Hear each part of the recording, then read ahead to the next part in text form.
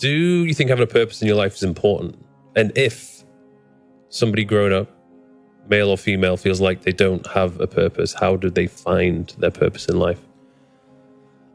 That's a strange question to ask me, because I don't think I found my purpose in life until I was 32. So I feel like my purpose in life now is to set a good example for young men in a world that doesn't have any good examples. But I don't think everyone is going to reach that level of enlightenment with their mission. Mm-hmm. And I don't think everyone should, because when I was 28, when I was 29, I was very happy. I was perfectly happy, having not found what my purpose in life is. And you know what? I may think I know my purpose in life now. When I'm 40, I may realize it was actually something else and find something else.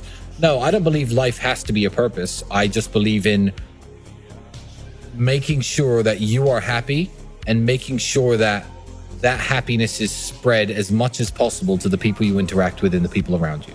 That is a way to live a fulfilling life. You don't have to have a mission to live a fulfilling life, or a purpose. You could live, basically by yourself your whole life. But if you really enjoy yourself and you really enjoy this trip around the sun that we're all taking, and everywhere you go, you're polite and you're nice and you're kind, who cares that you didn't impact the world? You don't need a purpose. Have you got any advice for 21-year-olds who, I guess, seem pretty lost and they don't really know which direction to go in? What would you offer to those guys in terms of advice? Oh, I've got loads of pieces of advice. Loads. If you don't know what to do, don't go to university. Yeah. That's the first thing. If you know what you want to do and you need a university degree to do it, then obviously pursue that. If you don't know what you want to do, going to university is going to burn 3 or 4 years of your time and likely get you into a bunch of debt and a bunch of trouble that you don't need. If you don't know what you're doing, avoid university. Step number 1. 2, young men who are lost.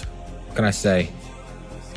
Don't waste time. Yeah, don't waste time on frivolous pursuits. Stop trying to live like the man unless you've actually become the man first. And that means women. Stop trying to get laid all the time and get beautiful women. Because if you are a nobody, the time and effort it's going to take into convincing a really beautiful woman to go to bed with you is much less time than it would take me or Mike, because we are a somebody already. So you're burning your hours. Don't chase women too much. Don't chase having fun too much. Don't chase clout too much. Don't try to be seen in cool places that you can't actually afford to be in. Dubai is actually a very interesting example of this. I'm going to go off on a bit of a tangent here, but that's all good advice.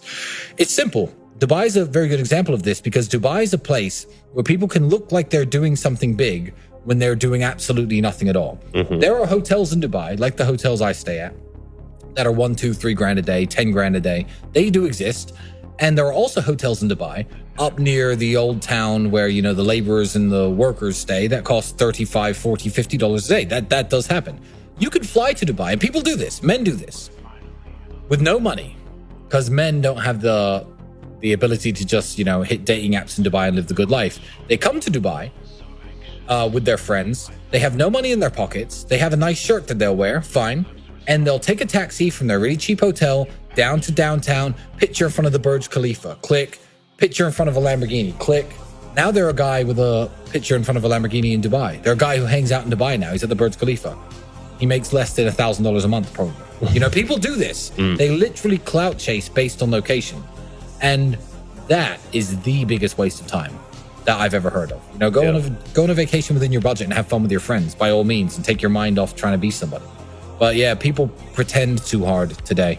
And the effort it takes to pretend short term will make you look richer or cooler or more successful than you are. But if you take all the time that you spend pretending and actually invest it into trying to become what you're pretending to be, you'll get there. Yeah. But it will take, again, 3, 4, 5 years, and people don't want to do it. That's what makes the 1% the 1%. Because most men don't say no to beautiful. Mm-hmm. Most men won't say, no, I'm busy. No, I have work. And that's why we are where we are. I respect you a lot more when you don't give them all the time that they'd want. They respect you a lot more. No, I'm not gonna. No, it's 7 a.m. Get your hand off my dick. I've got to get up and go to work. It's 5 degrees outside. I've got to get to the office. So I am leaving. There's more of that. Wow, he's the man. Because very few men are made out of of that kind of material. So you do have to, it earns the respect of women too. And if you're busy all the time, but they know you're legitimately busy, legitimately working, legitimately making millions of dollars, you know, there's a level of respect that you know, I'll get from women that you won't by laying in bed with her for an extra 3 years. What advice would you give to people who are just like chronic procrastinators? Oh, that are just not taking action. Yeah, the advice is very simple. I have the perfect piece of advice for them. It's have fun staying poor.